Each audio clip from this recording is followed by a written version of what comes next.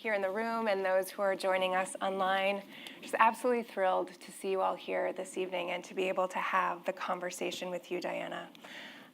We were just talking backstage about how important it is to bring personal experience and human voices to this conversation, and also to the table where decisions are being made. And so, the reports that are on your table have very important statistics and quite a bit of data, and that is absolutely vital. But there are human beings and people's experience behind those numbers. And so, first of all, Diana, I'd like to first thank you for being here with us and having the courage to share your experience with all of us, and how that can inform and help to shape policies and also funding and investment to fight NCDs. And so if we could dive in very directly to your experience, if you could share what it was like for you when you received your cervical cancer diagnosis and embarking on the treatment journey. What was that like for you? So thank you for having me. In 2011, when I was diagnosed with cervical cancer, I had no idea that, in my mind, I was young, I was 28. And the only persons I saw on television were the elderly people advertising, saying, cancer treatment of America. And we saw that in the ads. And so my diagnosis was a shock to me. And I did not know what my next steps were. Neither did my doctor. He made a referral. I couldn't access care then. And so navigation became an important part, like understanding where I needed to go and what I needed to do next. And so if you understand the Caribbean space, it's small countries or small islands, and so I needed to access treatments outside of my island because it was not available there. The only way I was able to get information is because I knew someone who was a medical professional, and they helped me to navigate the healthcare system. And I found that even when I got to, and I accessed treatment, I lived in Dominica, but I accessed treatment in Guyana. And even when I got to Guyana, to be able to access the treatment, I didn't know which hospital I had to go to. And even when I got to the hospital to get to the unit, and so it required a lot, like 80% of my challenges were how and where do I access the services. Of course, when I was diagnosed, I had no cash, and miraculously, I got a loan from a bank. I don't know how that happened because I was already at stage 3B cervical cancer. And so beyond navigation, I think the next step was, where do I get money for treatment? And it was a blessing that Guyana had systems in place, and that persons who could not afford treatment, they could have access to services through the government. And once again, to be able to access that service, I spent days heading to the office trying to access treatment. I'm glad to say it's much easier now, but back then, it was a challenge. But we needed to advocate. We realized as patients, we needed to band together and advocate on behalf of each other, and that's how we were able to complete treatment in time. So often we hear these challenges about access and also high costs of treatment. And so when you think about your experience and some of the insights that you've had reflecting on that, and being here in New York and communicating not only with those in the audience, but those down the street at the UN, what are some of the insights from your experience can you share that would inform some of their decision making? I realized that a lot of times, a lot of the treatment options presented to us, I was not presented with all the different options that I needed to make an informed choice. I was just presented with what was on the table or available in my country at that time, with no consideration as to, and to be clear on this, was one of the issues for me was I able to have children afterwards? And we did not have that discussion. So I think now when I do advocacy and I interact with persons who are diagnosed with cervical cancer, I share that.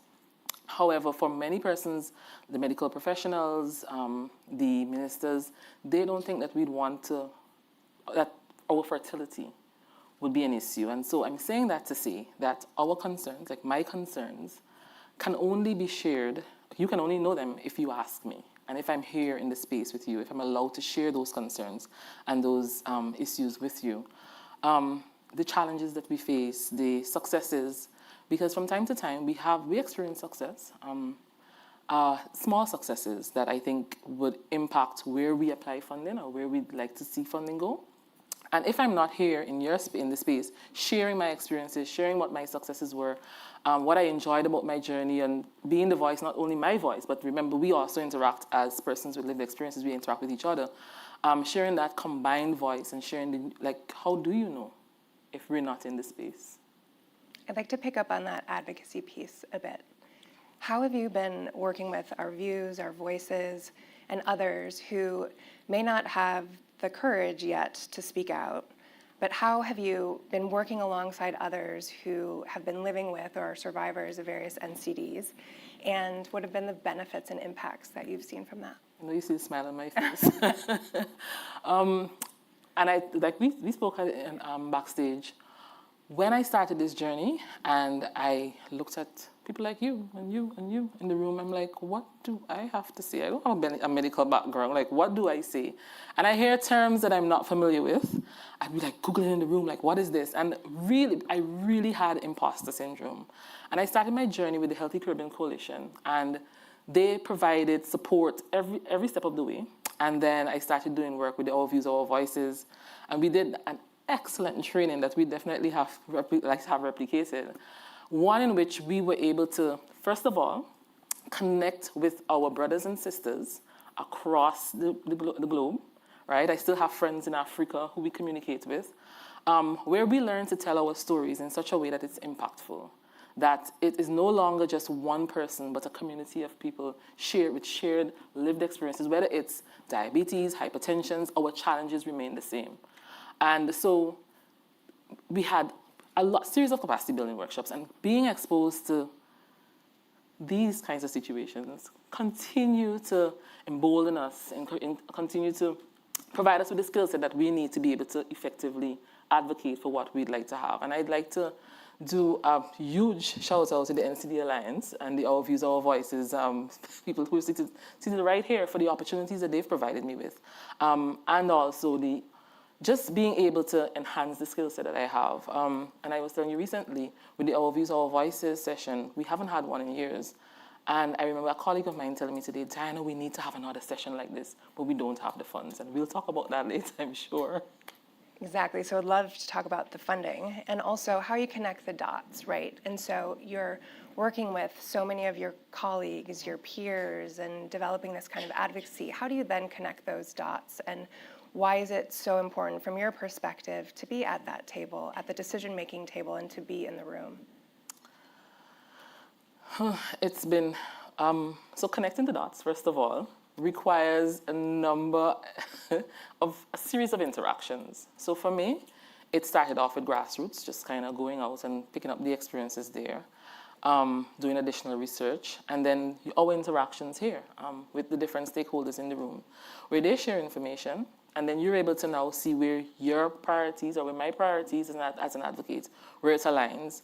And then you're able to identify gaps. So then I'm thinking of this in this way, and then my vision or it's just impacted by some other view that I pick from some other professional or expert in the room. And so as you go along and the continued interactions, sustained interactions with people within the space, you're able to now better understand what is happening in the space, and you're better able to, you become a stronger advocate, not only for you, but also for your community. And so in the few minutes that we have left, I'm curious, looking ahead into September, what do you want those who are at the high-level meetings and with you here really to hear and to prioritize? And from your perspective, what will make this high-level meeting on NCDs different? Community engagement. Being able, exactly what is happening now. We, as persons with lived experiences, we have been working with the NCD Alliance, with the support through the workshop, to engage with our missions, and it has been eye-opening. Understanding the process was it was a next level experience, because many times you don't know. It was eye-opening in the sense I was like, oh, this is where the life decisions are made. These are the decisions that impact my life from the global level. So initially it was my doctor, then the ministry, then the region, and I'm like, oh, so it's global now. So then I feel as if I've had an impact. And so I'd like more persons from my community. I'm a cervical cancer survivor, and yes, I advocate for diabetes, hypertension, but I'd like to have more persons from my community, mental health included, to be here, to have a space where they can also learn, where they're also able to advocate on their own behalf or the behalf of their community. And I think that if given the opportunity, for us to be able to speak to more of us, because it's only a few of us, more of us are allowed to be in that space, we'd appreciate that. Very well said. And I think this is the environment, and going forward as well, tomorrow and beyond, to interact and to engage with you and others in the room who are from industry, from policy, and others. It will absolutely take your voice to inform those decisions that are being made here in this room and definitely down the road. So thank you for being here, and thank you so much for sharing your experience with us. Thank you for having me.